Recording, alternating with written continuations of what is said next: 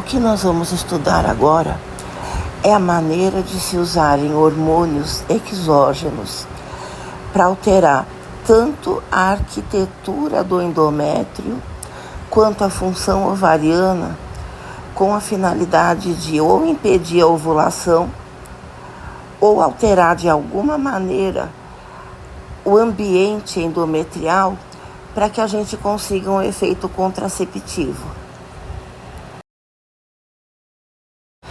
Para isso, um passo fundamental é o conhecimento do estroma. Todos os órgãos têm o estroma e têm o parênquima. Então, basicamente, o estroma é um tecido conjuntivo que ele dá sustentação ao órgão. Então, ele faz a estrutura do órgão. Mas não só isso, ele dá também nutrição e ele mantém o ambiente no fisiológico, no homeostásico. Então, ele mantém o ambiente no órgão para que o parênquima, que é a parte funcional, consiga exercer as suas funções. Tá? Aqui a gente tem uma representação do estroma endometrial. Então, aqui em cima o epitélio, nós temos vasos sanguíneos, nós temos células do sistema imune, temos fibroblastos, temos a matriz extracelular, que é formada de colágeno e peptoglicanos, tá? Nós temos fibras de colágeno e nós temos as glândulas endometriais. Então, aqui a gente tem todo um ambiente fazendo parte, tá, desta camada endometrial. E é nesta camada do estroma que tanto os estrogênios quanto os progestagênios, que são os esteroides ovarianos, vão atuar. Tanto para amadurecer esse tecido, preparando para a gestação, quanto para desestabilizá-lo quando não existe a fecundação do óvulo. E a gente vai ver como, utilizando tanto estrogênios quanto progestagênios exógenos como medicamentos, a gente consegue manter estabilizado o estroma para torná-lo inóspito a uma gestação. Então, nós temos um dos efeitos, que é a inibição da ovulação, como nós vamos ver. E o outro efeito é no próprio estroma endometrial. Então, aqui nós temos o ciclo ovulatório feminino. A primeira fase dele é a fase do FSH, hormônio folículo estimulante, chamada fase proliferativa. Então, o que acontece nessa fase? O FSH vai aumentando essa linha pontilhada, tá? E o que faz o FSH? Ele estimula o folículo, é o hormônio folículo estimulante. E o que é folículo? É a estrutura ovariana que guarda dentro dela o óvulo. Então, conforme ele vai amadurecendo, ele vai se tornando hábil a expulsar o óvulo, tá? Então, ele vai se preparando para a ovulação. E, ao mesmo tempo, existe a secreção dos estrogênios, tá? Que é esse pico aqui alaranjado. Então, você vai subindo, olha, a quantidade de estrogênio, acompanhando o aumento do FSH. E os estrogênios fazem o quê? Os estrogênios, eles geram o estro. O que é estro? Estro é o cio, tá? Em outras palavras, se você vai trabalhar com ratos de laboratório, com ratas de laboratório, você tem que ficar atento para o ciclo estral, para saber se ela está na fase receptiva à fecundação, se ela não está. Então, isso tem que ser levado em conta nos experimentos, tá? Isso é estro. Então, o estrogênio, ele prepara o útero, tá? Ele prepara o folículo, tá? Para ovular, e ele prepara o útero para receber o óvulo fecundado. Então, ele torna todo o ambiente receptivo à fecundação do óvulo. Então, aqui por volta do 14º dia, o ciclo ovulatório é de 28, a gente tem um pico de estrogênio, tá? E a gente tem um pico de FSH. A segunda fase do ciclo é a fase do LH, é a fase luteinizante, tá? E o que é isso? Então, à medida em que você vai amadurecendo o folículo, tá? Ele chega no ponto máximo, onde ele já está maduro. Aí a gente tem um pico, olha, que também é esse pontilhado. Aqui a gente tem o FSH e o LH representados na mesma curva. Então a gente vai aumentando a produção do LH, que é o hormônio luteinizante, que vai servir para formar o corpo lúteo, tá? O hormônio luteinizante, ele luteiniza, ele forma o corpo lúteo. E o que é corpo lúteo? É o que sobra do folículo depois que o óvulo foi expulso lá de dentro. Ou seja, depois que aconteceu a ovulação, depois que o folículo liberou o óvulo, aquilo que sobra vai formar o corpo lúteo. Ou seja, o LH, ele vai ter esse pico, tá? No 14º dia, em média, do ciclo, tá? Que vai seguir o pico do estrogênio, que vai mostrar para vocês o pico de maturação do folículo. Ele está pronto para expulsar o óvulo, o LH vai lá e expulsa o óvulo, tá? E aí ele forma o corpo lúteo. E o corpo lúteo faz o quê? Ele secreta progestagênios, tá? Tanto progesterona quanto hormônios masculinos, androgênios. Então, aqui o que a gente tem, tá? É o corpo lúteo formado depois da ovulação. Então, o LH é o hormônio da ovulação.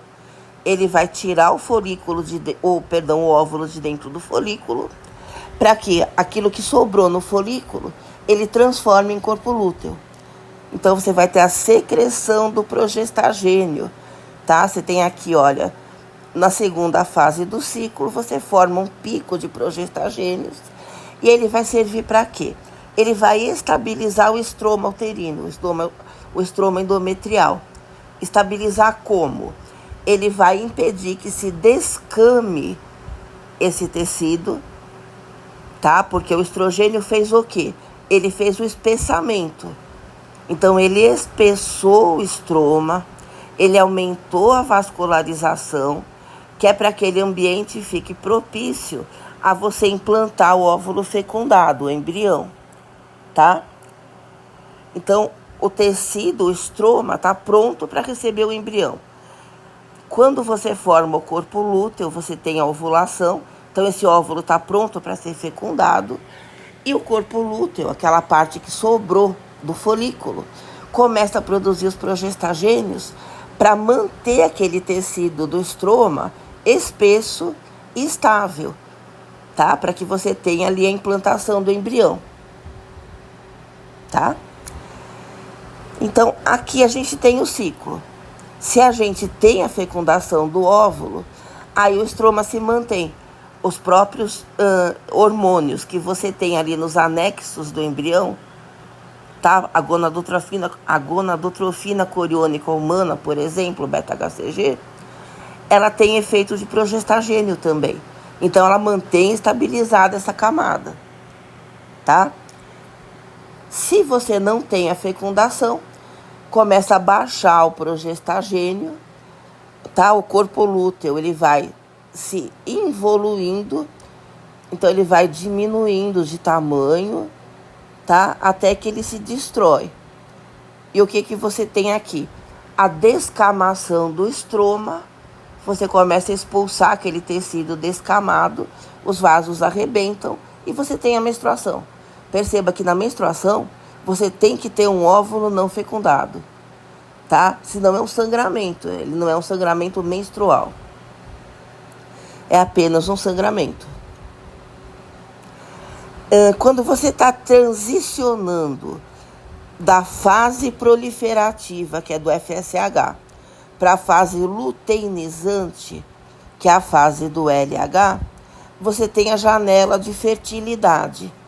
Então, cerca aqui, olha, do 14º dia, onde você tem o pico de estrogênio e o pico de LH, aqui você já tem a fase onde a mulher está fértil, tá?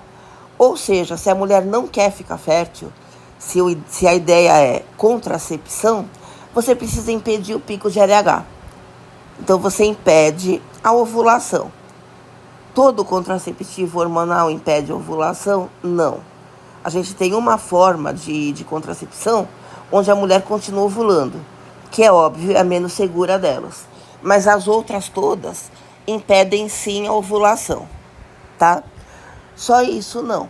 Quando você usa progestagênio e exógeno, nós vamos ver, você tem todo um outro conjunto de efeitos, tá? Além de impedir a ovulação, além de impedir o pico do LH, tá? E esses outros efeitos, eles são adjuvantes na contracepção. Nós vamos ver a seguir. São efeitos do progestagênio. Tá, então aqui nós temos, num outro esquema, o que nós acabamos de ver. Então, a fase proliferativa, ó, o estrogênio, agindo nos seus próprios receptores, tá? A gente tem receptor para ele, vai mediar a expansão do endométrio, a proliferação das células do estroma, o tamanho da matriz extracelular vai aumentar, a vascularização aumenta. Então, a gente tem aqui o espessamento do endométrio. Na segunda fase, tá, que é a fase secretora, a fase do LH, nós temos aqui os progestagênios. Então, a progesterona, o que ela vai fazer? Ela vai estabilizar o estroma. Então, a progesterona vai no receptor dela, ela estabiliza o estroma e vai transformar as células da matriz em células da decídua, tá? Ela vai fazer a decidualização celular. E para que servem as células da decídua? Elas vão fazer a nutrição do embrião, tá? No início da fase embrionária, as células da decídua vão fazer a nutrição. Elas vão fazer a modulação imunológica, que é para o sistema imune da mãe não atacar o embrião, porque o embrião tem material também do pai. Então, ele tem ali uma característica antigênica. Então, você vai modular o sistema imune para que não exista esse ataque. E a decídua faz isso. E você vai ter o aumento ainda maior da vascularização para você conseguir fazer o suporte vascular para esse embrião. Tá? Então, quem vai fazer as células da matriz se transformarem em decíduas é a progesterona. Ela faz a decidualização. Tá?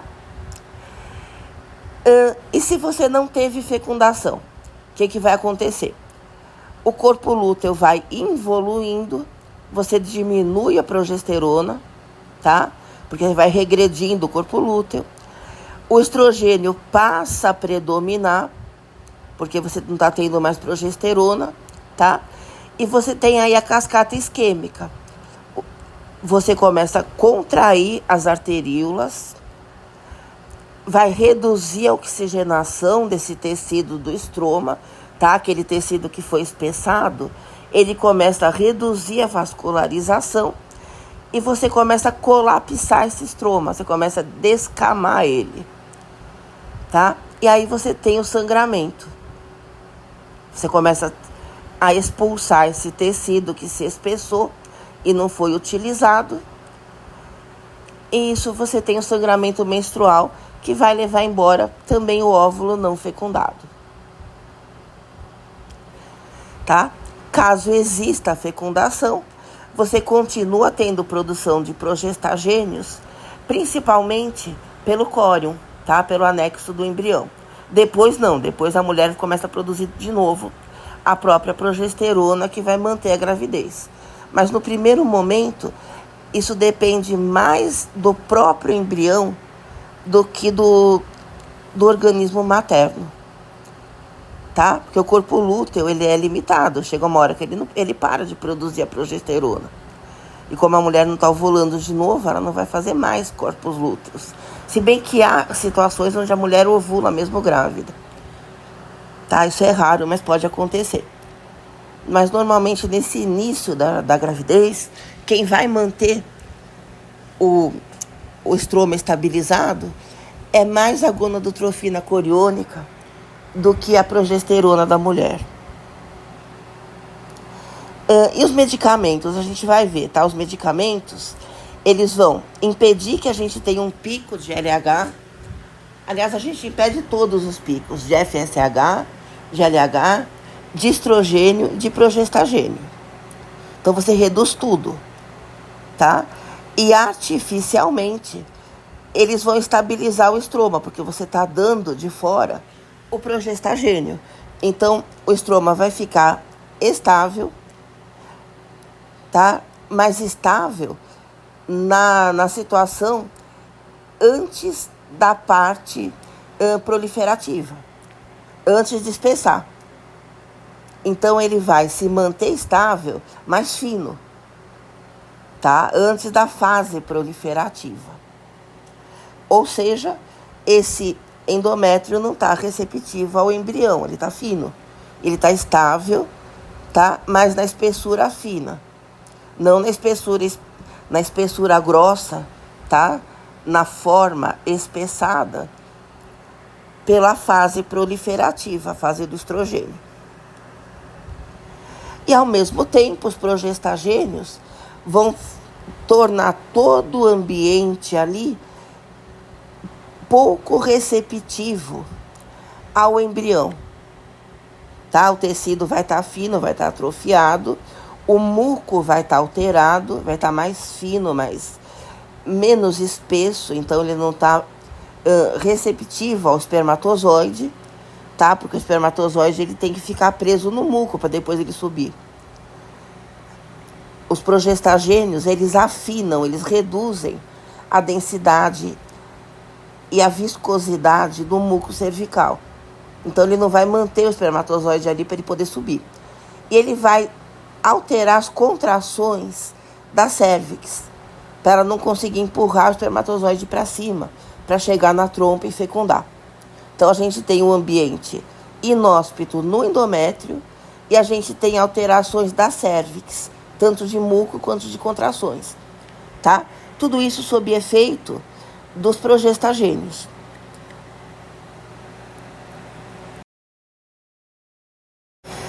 Resumindo então, a fase do FSH, fase proliferativa, ela vai fazer com que as células da granulosa do ovário sintetizem estrogênios para que exista o espessamento do estroma endometrial e a vascularização. A fase luteinizante, que é a fase do LH, tá? Ela vai fazer com que as células da teca, que é uma camada, tá? A granulosa é uma camada, a teca é outra do ovário, sintetize progestagênios. Quando? Depois que o óvulo saiu de dentro do folículo. Aí você tem o corpo lúteo, cujas células da teca sintetizam progestagênio. Para quê? Para você estabilizar o estroma, tá? Então, um dos efeitos inibe produção de prostaglandinas. Por quê? Porque as prostaglandinas contraem a musculatura do útero, o miométrio. Então, você não quer contração, porque a contração expulsaria o embrião para fora. Então, você inibe a produção de prostaglandinas. Altera o muco cervical, tá? Para quê? Para que mais espermatozoides não subam. Porque se você já tem a gravidez, se você já teve a fecundação, você não quer que mais espermatozoides entrem lá. Então o muco afina, tá? As contrações da cérvix também se alteram para não empurrar mais espermatozoide para cima, tá? E você estabiliza o tecido, tá? O estroma nessa situação de espessamento. Então o estroma está espessado, o endométrio está espesso e ele se estabiliza, ele não descama. Por quê? Porque aí você já vai, teoricamente, ter ali o embrião implantado. Na hora que você usa o hormônio exógeno, o contraceptivo hormonal, tá? você altera esta regulação fisiológica e faz uma estabilização artificial do endométrio, tá? Na situação pré-proliferativa, sem FSH, sem LH. Então você tem um estroma bem fininho, estável. Você não tem nada disso aqui acontecendo.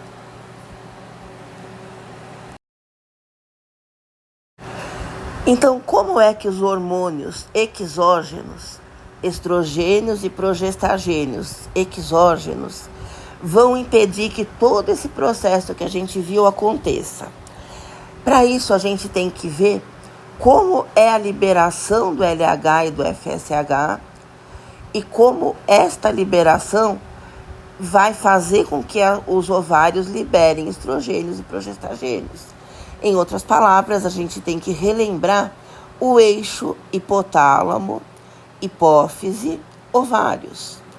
Que acontece como?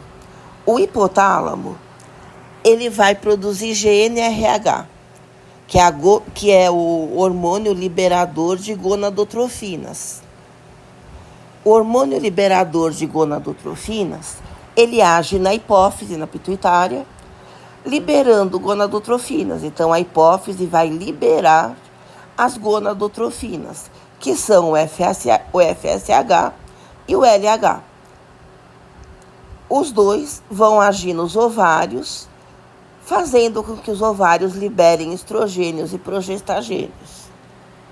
Se a gente vem com os hormônios exógenos, a gente aumenta estrogênio e progestagênio artificialmente com medicamento e a gente vai atuar no que chama-se feedback de alça longa, tá? Então, esses hormônios vão agir tanto no hipotálamo quanto na hipófise, reduzindo a liberação do GnRH, do FSH e do LH, tá? Isso chama feedback de alça longa. O feedback de alça curta, que não ajuda a gente em nada aqui, seriam os estrogênios e progestagênios agindo no próprio ovário, reduzindo a sua própria liberação. Isso não adianta nada pra gente, porque o que a gente não quer é o pico de LH, porque é o LH que faz a ovulação. Se a gente agir no ovário, não adianta nada, porque quem vai liberar LH é a hipófise. Então a gente tem que agir nela, tá? E a gente age também no hipotálamo, um pouco menos, mas age, com os estrogênios e progestagênios exógenos. Aí a gente elimina o pico de LH, também o do FSH, tá? A gente reduz a quase zero a produção endógena do estrogênio e do progestagênio. Ou seja, todo estrogênio, todo progestagênio que essa mulher vai ter no corpo, vem do medicamento, tá? Então, a gente vai estar bloqueando o eixo hipotálamo, hipófise, ovários. Além disso, a gente tem uma ação periférica dos progestagênios. A gente vai ver depois que os progestagênios em microdoses, eles só têm essa ação periférica. O progestagênio em microdose, ele permite o pico de LH. Ele não tem potência suficiente para impedir a ovulação, tá? Mas ele tem só a estação periférica. As outras doses maiores têm tudo. Eles impedem a ovulação e também vão fazer estação periférica, tá? E é óbvio que se você usar estrogênio, você também não vai permitir que se forme o corpo lúteo, tá? Porque para você ter o LH funcionando, você tem que ter o folículo maduro. Senão ele não vai conseguir tirar o óvulo lá de dentro e fazer o corpo lúteo. O LH, você até pode ter um pico, mas você não vai ter ovulação. Porque o estrogênio não amadureceu o folículo.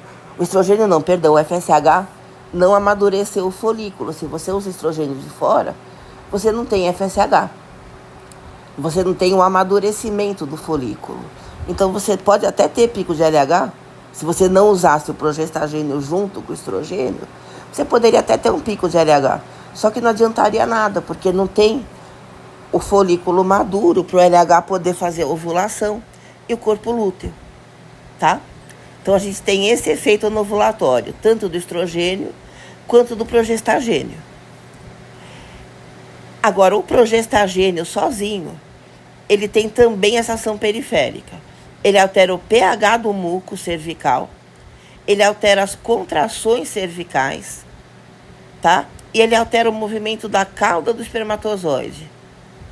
Então, mesmo que a mulher ovulou, o espermatozoide tem dificuldade para subir até a trompa e fecundar, porque o pH está alterado, então ele está desfavorável à vida do espermatozoide, o muco está mais fino, está menos denso, o espermatozoide ele não fica preso, ele acaba escorregando para baixo, e as contrações não vão conseguir empurrar ele para cima, porque elas estão desacopladas da contração da cauda do espermatozoide, tá? Do movimento do rabinho dele.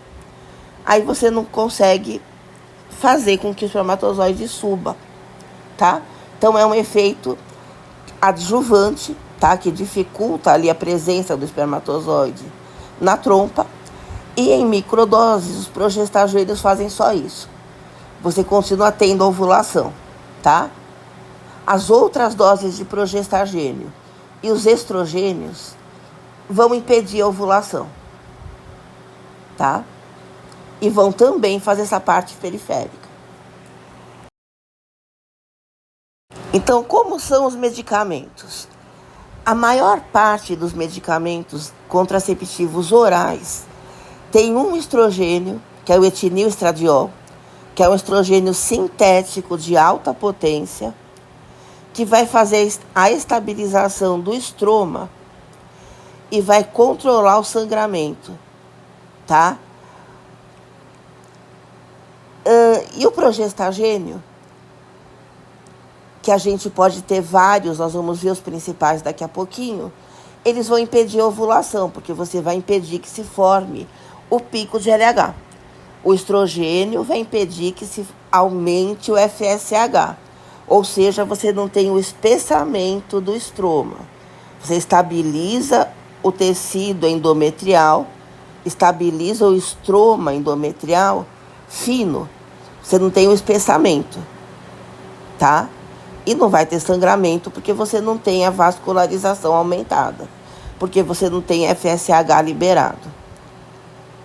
O progestagênio inibe o pico de LH, inibe a ovulação, tá? E como você nem tem folículo maduro para o LH atuar, então você tem já aí um sinergismo de efeitos. Mas, ao mesmo tempo, a presença do progestagênio externo vai reduzir as prostaglandinas, então vai manter a musculatura uterina, o miométrio, sem se contrair, também estabilizado, tá? E cada progestagênio tem algum efeito específico que a gente pode aproveitar. Nós vamos ver os principais a seguir, tá? Hoje em dia, o que é importante? Se encontrarem progestagênios cada vez mais eficazes para que a gente consiga reduzir a dose do estrogênio no medicamento. Porque a gente vai ver que os principais efeitos adversos do contraceptivo hormonal são efeitos do estrogênio, tá? Então a gente quer cada vez mais reduzir o estrogênio até eliminar ele. Só que aí tem o outro lado. Quanto mais eficaz o progestagênio, tem um tão eficaz que é o desogestrel, que você nem precisa usar estrogênio junto com ele. Ele faz tudo sozinho. Só que ele também tem um pouco de efeito adverso estrogênico. Então aí você tem um limite de potência, de eficácia de progestagênio, porque ele começa também a ter ações estrogênicas e acaba tendo também os efeitos adversos do estrogênio. E aí não te dá vantagem nenhuma, então você coloca o estrogênio. E está ao mesmo tempo se tentando modificar a molécula do etinilestradiol para se conseguir estrogênios mais seguros, tá? Ainda não se conseguiu, ainda ele é o melhor e é ele que está na maior parte dos contraceptivos hormonais orais da atualidade, tá? Tem vários progestagênios que você pode usar. Agora, estrogênio é praticamente só o etinilestradiol. Aqui nós temos os progestagênios mais usados hoje em dia, com as características específicas de cada um. A drospirenona, ela é um análogo da espironolactona, que é um diurético hormonal, tá? E a espironolactona vai bloquear receptores de aldosterona. Aí é o efeito diurético, tá? Ao mesmo tempo, ela é antiandrogênica. Quanto mais antiandrogênico é o progestagênio, mais efeitos benéficos ele tem na pele, tanto em acne, oleosidade, quanto no hirsutismo, produção de pelos, tá? Porque a gente sabe que progestagênio não é só progesterona, é também androgênio. Então, a própria progesterona tem um pouco de caráter androgênico.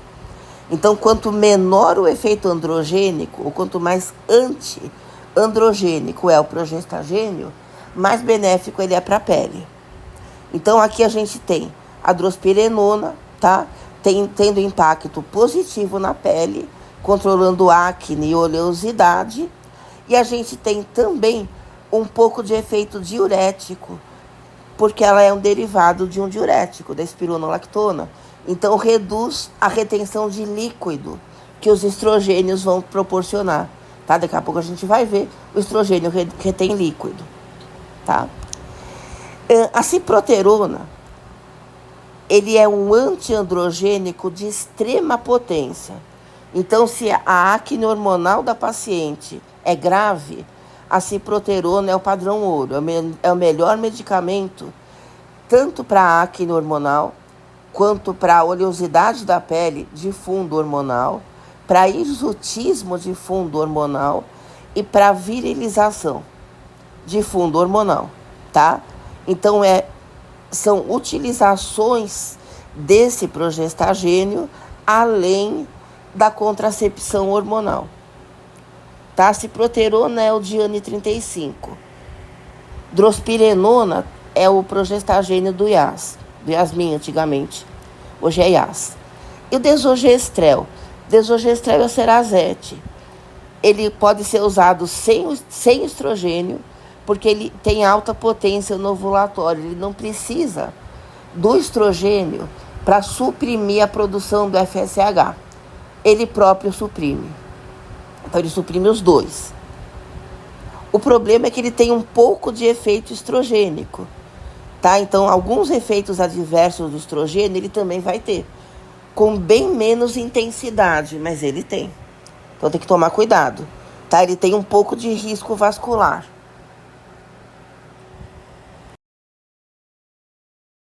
Bom, as variações maiores entre os medicamentos que nós temos, elas são mais baseadas em esquemas posológicos do que em alterações de moléculas. Então, é como você combina o estrogênio e o progestagênio. Então, a gente tem aqui, basicamente, 3 maneiras. Tá? O esquema combinado, que pode ser de 21 dias ou de 24, onde você tem ou 21 dias ou 24 dias, onde os comprimidos são todos iguais, contendo estrogênio e progestagênio, uma associação, tá? Sempre a mesma dose de estrogênio, sempre a mesma dose de progestagênio, durante ou 21 ou 24 dias, tá? Então, a paciente faz uso por esse período e faz uma pausa por 4 ou por 7 dias. Para quê? Para que você tenha o sangramento de privação. Percebam que esse sangramento não é menstrual. O sangramento menstrual tem que ter um óvulo não fecundado junto, tá? Ele vai expulsar o óvulo também. Nesse caso, você não tem óvulo porque você não teve ovulação. Então, você tem o descamamento do estroma, tá? E esse tecido vai sair descamado e os vasos sanguíneos vão se romper e você vai ter o sangramento, tá? Sangramento de privação. Para que serve esse sangramento? Para mostrar para a mulher que ela não está grávida. Só para isso, só. Em pacientes saudáveis, ela só usa o anticoncepcional hormonal para não engravidar. Ela não tem nenhum outro problema, nem de útero, nem de ovários, nem de circulação, nem de pressão arterial, nem metabólico, nem nada. E ela pode utilizar os medicamentos sem fazer a pausa. Tá? Então, ela só vai fazer a pausa para ter certeza que não ficou grávida. Porque se ela engravidou e fizer a pausa, ela não vai ter o sangramento. Porque o próprio progestagênio do feto, tá? A gonadotrofina coriônica, vai manter o estroma espessado e estável. Você não vai descamar. Tá? E ele vai manter as prostaglandinas sem produção. Ou seja, você não produz prostaglandina, não contrai o útero e não vai contribuir para o sangramento, para a expulsão do tecido descamado e do óvulo. Então, a mulher pode não fazer a pausa, tá? Isso não tem nenhuma necessidade de acontecer, a pausa. Ela só serve realmente para confirmar a não gestação. Quando a mulher está em dúvida dela, se ela engravidou ou não, aí ela faz a pausa e vê. Se ela não engravidou, é interessante ela já procurar o ginecologista e checar. Outro esquema que existe é sequencial. Então, ele pode ser bifásico, trifásico. Então, ele vai tentar simular melhor o ciclo ovulatório, tá? O ciclo hormonal feminino. Então, os comprimidos são diferentes dependendo da fase do ciclo. Então, a primeira fase, geralmente 2 semanas, tem só estrogênio. Aí, mais uma semana de estrogênio e progestagênio combinados. E mais uma semana também de estrogênio e progestagênio combinados, só que com muito mais progestagênio do que estrogênio. Tá? E mais uma semana de comprimidos placebo, onde não tem nada, que é nessa semana que você tem o sangramento. Tá? Esse é o trifásico, tem o bi também. Então, estrogênio e progestagênio na primeira fase, então 14 dias. E na outra fase, de mais 7, progestagênio aumentado, estrogênio diminuído. E a última semana também placebo. Tá? Isso dá um trabalho enorme para se usar. É difícil a paciente entender isso, a utilização. É difícil ela lembrar de fazer direitinho. Se ela esqueceu um comprimido e ela vai tomar 2, por exemplo, depois de 12 horas ou no dia seguinte, ela já altera toda a segurança do método. Tá? O sequencial tem alguma vantagem sobre o combinado? Sobre o combinado de baixas dosagens, que é o que mais se usa hoje em dia, ele não tem vantagem nenhuma. Sobre o combinado de altas dosagens, que é o que se usava antigamente, mas ainda existem medicamentos assim, aí ele tem vantagem, tá? Porque assim, alta dosagem de quê? De estrogênio. Porque sempre o estrogênio, a nossa ideia é diminuir. Porque é ele que tem piores efeitos adversos. Então, o combinado que tem alta dose de estrogênio, o sequencial é melhor que ele, tá? Mas é difícil de ser usado. O combinado de baixas doses, que é o que mais se usa hoje em dia, o sequencial não tem vantagem nenhuma sobre ele.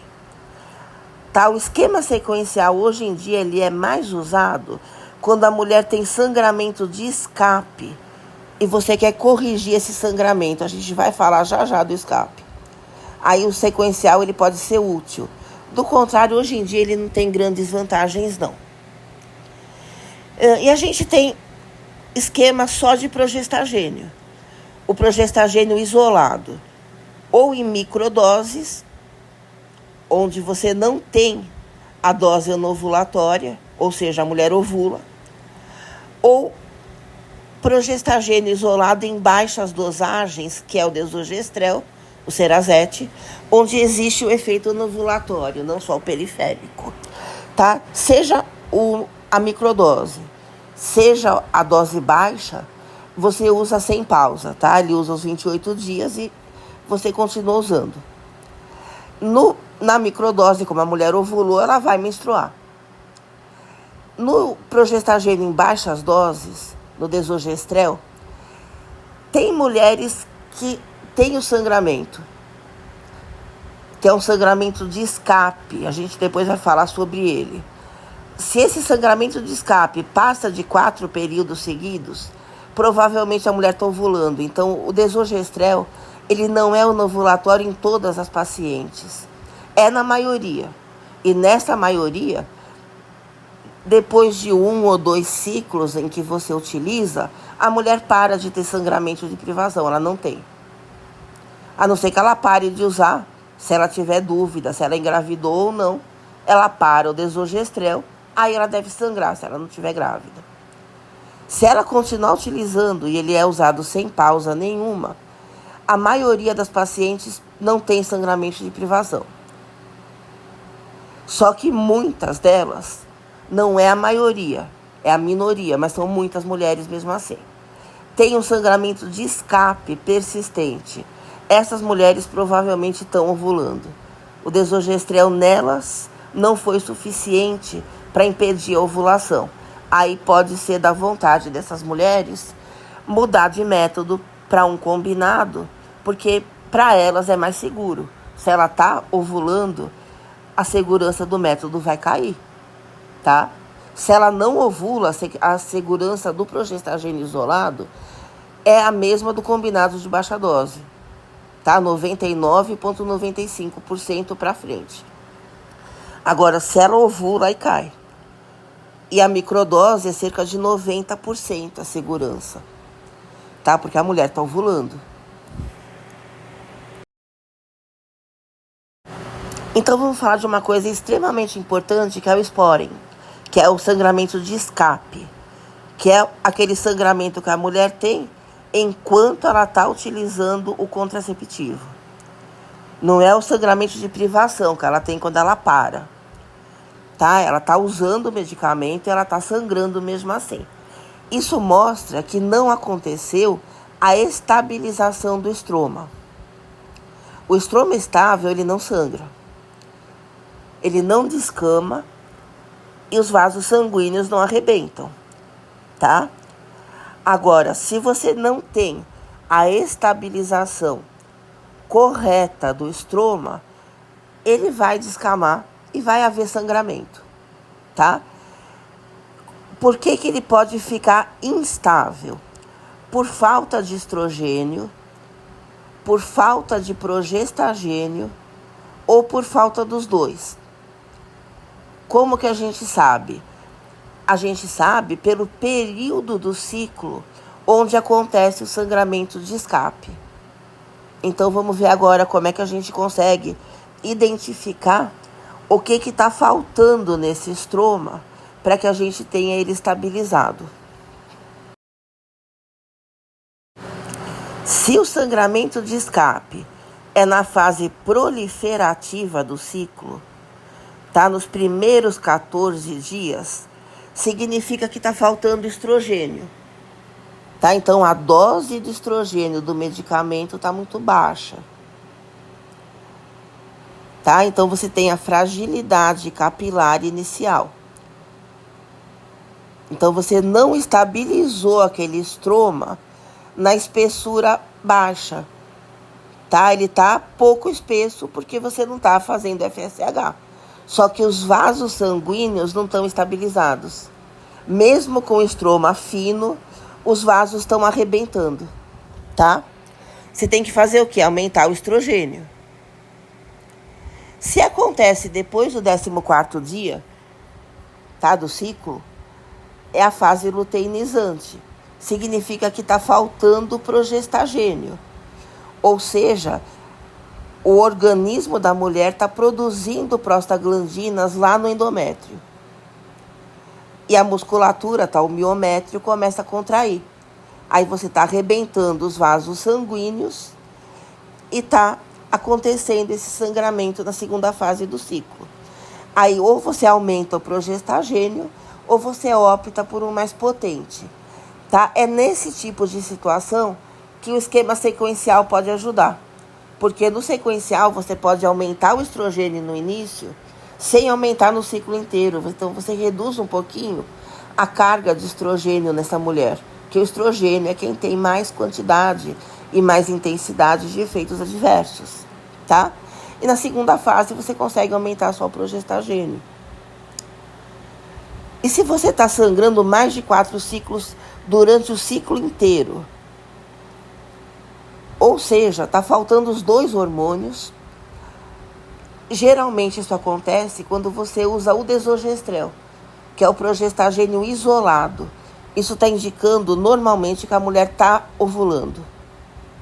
Então é uma ovulação de escape, tá? Então a mulher precisa saber que ela está ovulando e ela precisa saber se ela quer optar por uma substituição de método ou se ela tiver contraindicação para o estrogênio. Nós vamos ver a seguir. Tem mulheres que não podem usar estrogênio de forma nenhuma. Se é interessante ela colocar um DIU não medicado, fazer um método de barreira, tá? Porque ela vai estar ovulando aqui. E se ela está usando combinado e não o progestagênio de baixa dose, mas o combinado de baixa dose, e está sangrando o ciclo todo. Então o sangramento de escape é nas 2 fases do ciclo. Provavelmente aí ela está com pouco estrogênio e ela está com progestagênio pouco potente. Então ela tem que alterar o medicamento todo, tá? Não adianta só você mudar para um sequencial com com os mesmos componentes do combinado. Você tem que mudar o medicamento mesmo, mudar o progestagênio, tá? E aumentar a dose do estrogênio. Geralmente aí você faz também com sequencial. Isso é muito importante, tá? Porque na hora que você está fazendo o monitoramento do tratamento da paciente, se ela estiver se queixando de escape, de sangramento de escape, você consegue identificar, se ela fizer o histórico do sangramento, o histórico da utilização do medicamento, quando ela usou, o que ela está usando, por quantos dias, quando sangrou, quanto tempo faz que está sangrando. Você consegue ter uma boa ideia do que está acontecendo lá no tecido e qual hormônio que está faltando, tá? E se isso persiste pelo ciclo todo, por mais de 3 meses, com desogestrel, é quase certo que ela esteja ovulando. Então você consegue aí orientar a paciente para procurar o ginecologista e mudar o método.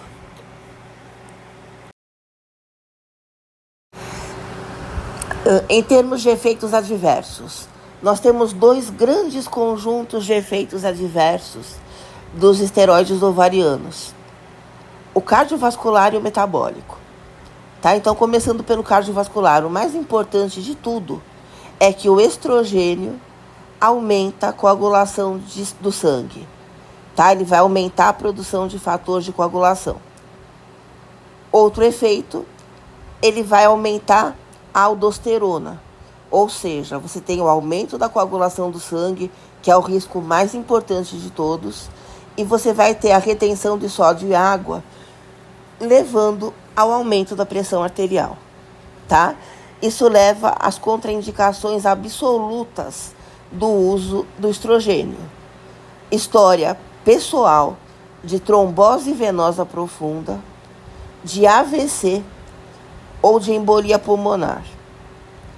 Pacientes que fumam e que têm mais de 35 anos, porque o tabagismo e a idade após os 35 anos já são também fatores que predispõem ao aumento da coagulação do sangue.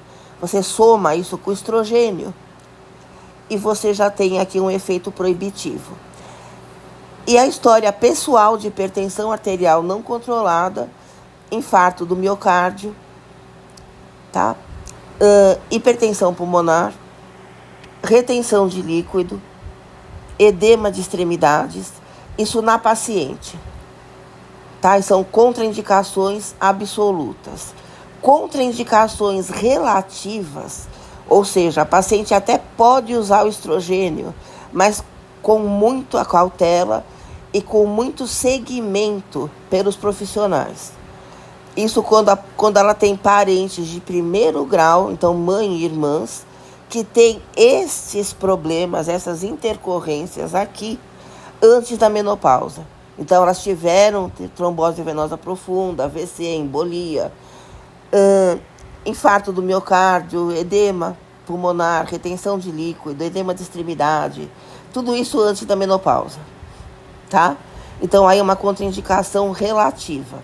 Quando é na paciente, é contraindicação absoluta. Ela não pode usar estrogênio. E o desogestrel? O desogestrel, ele tem um pouco de caráter estrogênico também. O desogestrel é um progestagênio de alta eficácia, aquele que você usa sem estrogênio, só ele, tá? Essas mulheres que têm contraindicação absoluta ao estrogênio podem usar desogestrel? Podem, mas é um grupo de risco. Elas têm que usar com cautela, elas têm que saber que elas vão ter um risco aumentado. E elas têm que saber que elas precisam de um controle mais próximo dos profissionais ali envolvidos, tá? Então, ela vai ter que ir mais vezes ao ginecologista, ela vai ter que conversar mais vezes, se ela está fazendo acompanhamento em UBS, por exemplo, com os enfermeiros, com os farmacêuticos clínicos, com os nutricionistas, tá? E com os fisioterapeutas, educadores físicos, que a gente vai ver daqui a pouco, que o exercício aeróbico, ele reduz um pouco esses riscos. Então, ela precisa de um acompanhamento mais próximo, tá? Mas ela pode usar. Estrogênio, não. E aqui o impacto metabólico, que é o outro grupo de efeitos adversos. Os estrogênios aumentam a glicemia. Se a paciente for diabética, ela não pode utilizar estrogênio. Vai ter aumento de lipídios, então o risco de hipercolesterolemia. Então, se ela está na síndrome metabólica, ela é obesa, ela tem hiperglicemia ou já diabetes tipo 2, e hipercolesterolemia já instalada, ela não pode usar estrogênio, tá? Se ela está retendo líquido, você pode utilizar a drospirenona. Então, é o anticoncepcional hormonal oral combinado, que tem um progestagênio chamado drospirenona, que é derivado de um diurético, tá? Que vai ser antagonista da aldosterona. Então, ele tem um pouco de efeito diurético. Então, ele vai proteger um pouco da elevação da pressão arterial. O suficiente para tratar uma hipertensa? Não, tá? Mas melhora esse aumento de retenção hídrica e o aumento de pressão arterial, tá? E o que pode alterar, o que pode melhorar esses três impactos, retenção de líquido, aumento de glicemia, aumento de colesterol sanguíneo, é o exercício aeróbico. Então, todas as pacientes que vão utilizar contraceptivo hormonal, elas precisam fazer pelo menos meia hora de exercício aeróbico 5 vezes por semana. Precisa fazer. E o exercício aeróbico também aumenta o retorno venoso e também tem um impacto positivo no aumento da coagulação do sangue, tá? Então, o exercício aeróbico, ele é mandatório. A paciente precisa fazer. Ela não precisa ir na academia ficar lá toda louca. Se ela fizer 3 caminhadas por dia de 10 minutos cada uma, já está ótimo para ela. Se ela andar dentro de casa 10 minutos, 3 vezes ao dia, está ótimo. Se ela ficar correndo no lugar enquanto ela assiste um vídeo no YouTube, dentro de casa, 3 vezes por dia, tá ótimo também, tá? Mas ela precisa fazer o aeróbico.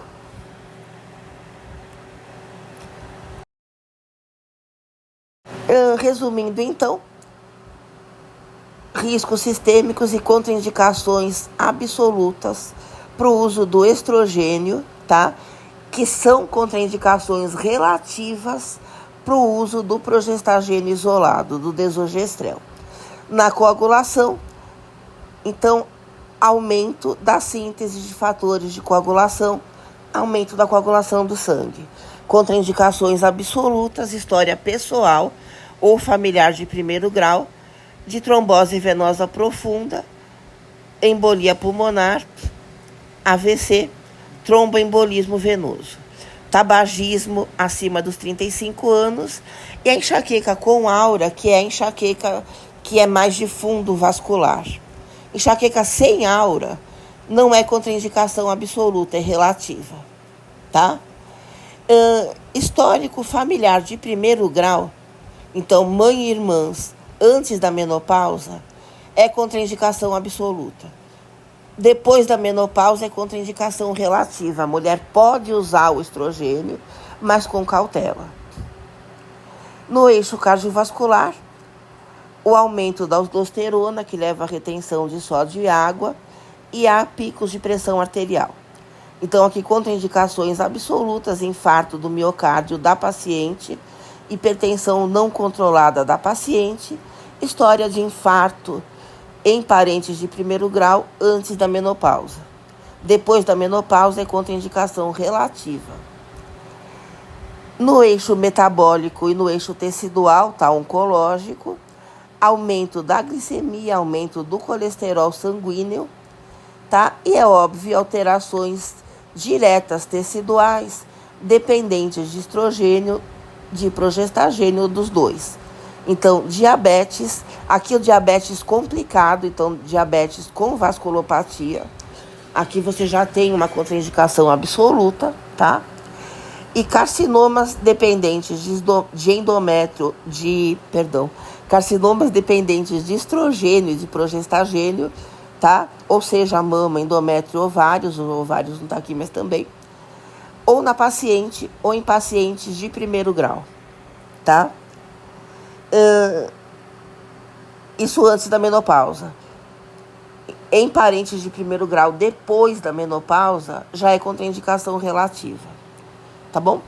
E essas contraindicações absolutas do estrogênio, todas são relativas para o desogestrel, para o progestagênio isolado, exceto se a mulher já tem uma história prévia de tumores, tá, de carcinoma, dependente de progestagênio. Então, se ela já teve uma história de câncer progestagênio dependente, é óbvio que ela não vai poder usar desogestrel, que é um progestagênio.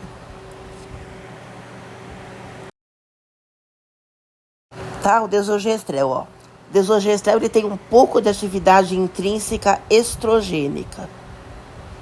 Então, tem que tomar cuidado para os grupos de risco, tanto vasculares quanto metabólicos. Tá? Ele não é 100% seguro para os grupos de risco. Pode usar?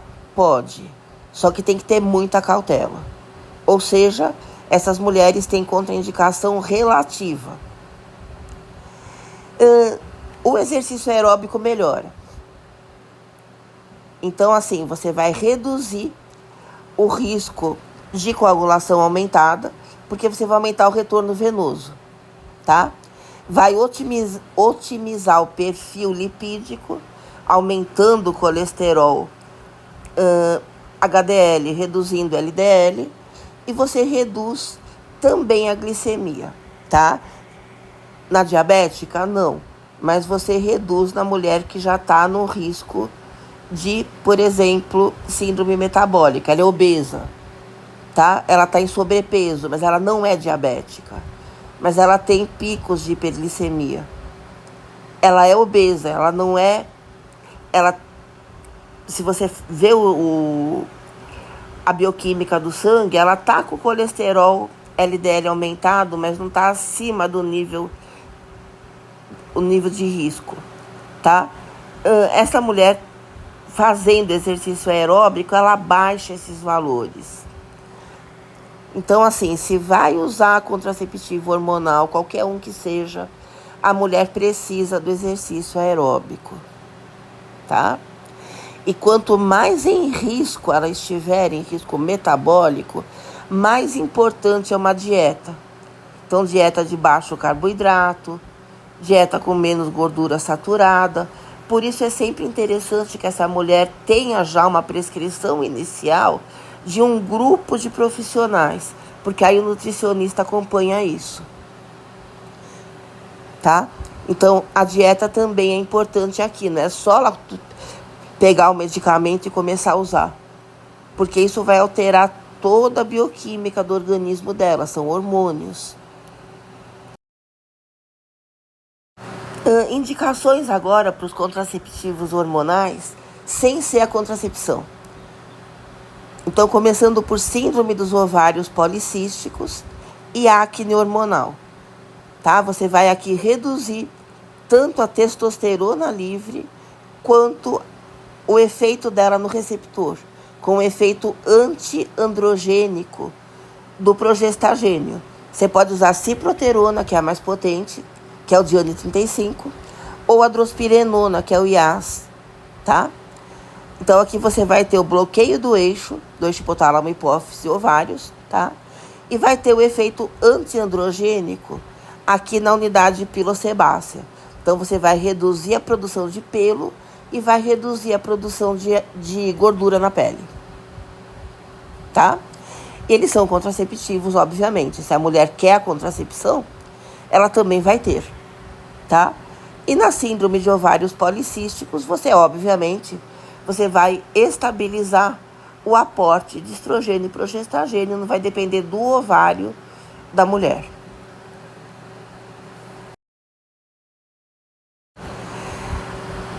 Que mais? A endometriose e a dismenorreia primária. Dismenorreia são menstruações dolorosas e volumosas. Primária quer dizer que elas não vêm de outra doença, tá? O que você vai fazer? Com o medicamento, o contraceptivo hormonal, você vai induzir a atrofia endometrial profunda, ou seja, você vai estabilizar aquele estroma na espessura baixa. Ele não vai engrossar, tá? Então você estabiliza ele fino. E vai diminuir a síntese de prostaglandinas, para que aí você não contrai a musculatura, então você elimina a dor e você vai ter o controle químico da dor pélvica, tá? Porque você não vai ter prostaglandina. Então você vai ter tecido não espessado e você não vai ter contrações, tá? Isso daí é benéfico na dismenorreia. E na endometriose, obviamente, quanto mais fino tiver endométrio, menos o risco da endometriose. Então aqui você precisa do estrogênio, tá? Existem protocolos de tratamento com desogestrel, com progestagênio isolado, tá? Mas não tem evidências de que ele é melhor do que o combinado. Você só vai usar quando a mulher realmente não pode fazer uso de estrogênio. Isso para essas indicações. A TPM e a enxaqueca catamenial, que é a enxaqueca sem aura. Dá para usar? Dá. Mas o estrogênio não piora a enxaqueca. O que as evidências mostram é que ele piora a enxaqueca com aura, que é a enxaqueca de fundo mais vascular. Aí você não pode nem usar, é contraindicação mesmo, porque aumenta o risco do AVC. Tá? Enxaqueca com aura, com pílula ou sem pílula, ela já é um fator de risco para o AVC. Tá? A mulher que tem enxaqueca com aura já tem um fator de risco maior para o AVC. Se você coloca estrogênio na equação, você piora ainda mais.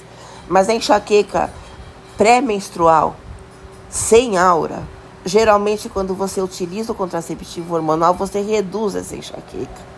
Porque você reduz a flutuação hormonal. Porque essa flutuação hormonal, então, quando a mulher cicla, essas alterações de concentração hormonal do ciclo, elas são gatilho para enxaqueca, não para enxaqueca sem aura, tá? Então aí a pílula pode ser benéfica. Geralmente aqui sem a pausa, tá? O regime contínuo ou as formas de depósito que a gente vai ver a seguir, as formas não orais, tá? Aqui dá para usar o progestagênio? Dá. Então o desogestrel, aqui ele tem um efeito bom, tá? Na dismenorreia também, na dismenorreia primária, o desogestrel até que funciona. Na endometriose é que você está precisando utilizar também o estrogênio. Bom, agora as formas parenterais. Quando você vai utilizar? Quando a mulher prefere, então quando para ela acha mais prático, mais seguro uma forma parenteral, em vez de tomar um comprimido por dia, ou quando a via oral vai apresentar falhas. Por exemplo, a mulher fez cirurgia bariátrica, a mulher tem síndrome de má absorção intestinal, ela está fazendo uso de medicamentos que induzem as enzimas do P450, por exemplo, o Gardenal, tá? O pentobarbital, por exemplo, a rifampicina, que é um antibiótico que induz o P450, tá? E uso crônico de antibióticos de amplo espectro, porque eles vão alterar a microbiota. E o estrogênio precisa da microbiota para ser absorvido. Ele precisa daquele ciclo enterohepático para se manter mais tempo no organismo. Tá? As evidências mostram que a presença do antibiótico de amplo espectro não reduz de forma muito significativa a absorção do estrogênio, mas para algumas mulheres pode ser suficiente para ela ovular. Então, sempre é interessante não usar. Quando a mulher está fazendo uso do antibiótico de amplo espectro, é melhor que ela faça uma forma parenteral, tá? Pode ser o implante, pode ser o adesivo, pode ser o anel, pode ser o DIU medicado, tá? E pode ser o DIU não medicado, que é o DIU sem progestagênio. Hoje em dia, o DIU com progestagênio, que é a Mirena, é praticamente a primeira escolha quando a mulher quer uma forma de longa duração.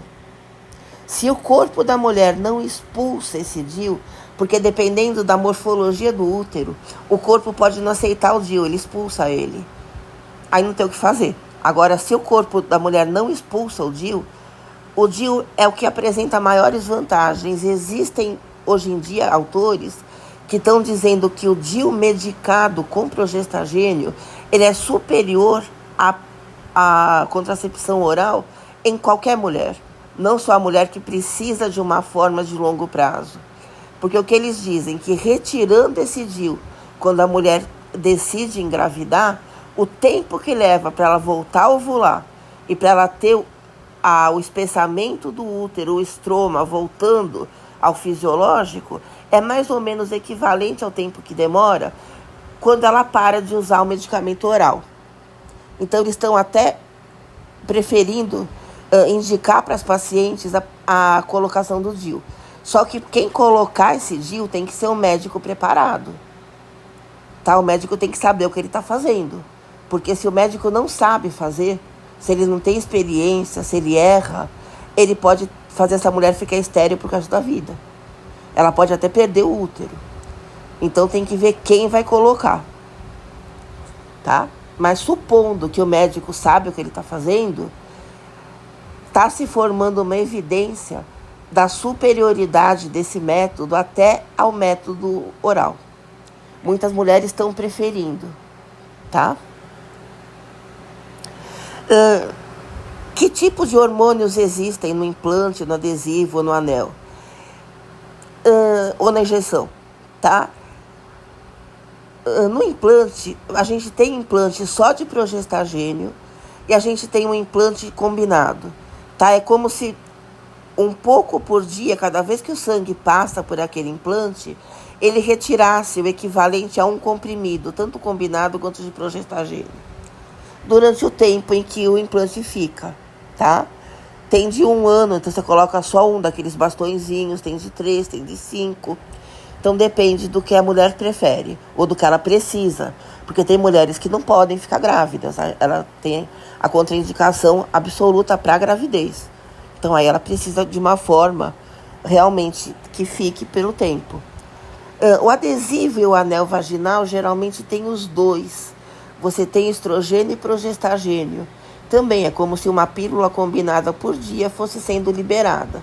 A mulher não quer fazer pausa, ela não quer sangramentos de privação, então ela tira um adesivo depois de 21 dias e coloca outro em seguida. Ou ela tira o anel depois de 21 dias e bota outro, tá? Se ela quer o sangramento, ela tira o adesivo ou o anel depois de 21 dias, espera o sangramento, espera 7 dias e coloca outro. Injeções geralmente são de progestagênio isolado. Algumas duram 1 mês, outras duram 3 meses. São progestagênicas, tá? Então são formas LARC em inglês ou formas de depósito em português. Então, quando a mulher vai começar um plano de farmacoterapia com contraceptivo hormonal, o que é importante que se leve em conta? Primeiro, o rastreio vascular.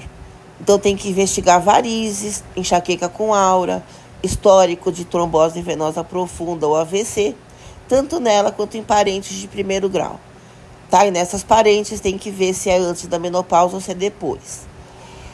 Tá? Tudo isso vai mostrar que ela está num risco aumentado de hipercoagulação. Tá? O rastreio oncológico, histórico familiar, histórico pessoal, de carcinomas dependentes de estrogênio e de progestagênio, principalmente mama e endométrio, mas também carcinoma de ovário. A triagem metabólica, tá? Então, pressão arterial, glicemia de jejum e perfil lipídico antes de você começar a utilização do medicamento. Avaliação absortiva, ver como é que está o tubo gastrointestinal, para ver se ela pode usar formas orais ou se é necessário que ela faça a utilização do parenteral. Tá? Então, se ela fez cirurgia bariátrica, se ela usa cronicamente antibióticos, anticonvulsivantes, aqui principalmente o Gardenal, tá? Indutores do P450, corticoide, que vão aumentar a glicemia, aumentar o colesterol, aumentar a retenção de líquido, tá? Então, tem que ver como que essa paciente tá em relação a interações medicamentosas e em relação à saúde do tubo gastrointestinal. E aqui a indicação, tá? Qual progestagênio vai ser melhor para essa paciente? Então, se ela retém líquido, você pode usar drospirenona, tá? Se ela está amamentando, pode ser interessante o progestagênio isolado, porque estrogênio ela não vai poder usar. Na verdade, o desogestrel, hoje em dia, ele é prescrito para a mulher que está amamentando. Mas os autores já estão mostrando que também o desogestrel pode ter alguma repercussão no bebê. Pode ser mais interessante usar o progestagênio em microdose, tá? Que aí você tem uma segurança maior em relação ao bebê. Só que a mulher vai estar ovulando. Então, a segurança do método é menor, tá?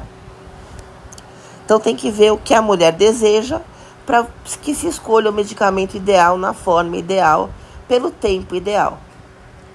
E a manutenção, a mulher precisa necessariamente sempre ter as consultas de retorno para ver como é que o corpo dela está reagindo. Mesmo que ela seja jovem, saudável, não fume, faça exercício, tá? Tenha toda a bioquímica do sangue dentro dos parâmetros normais, ela precisa do controle.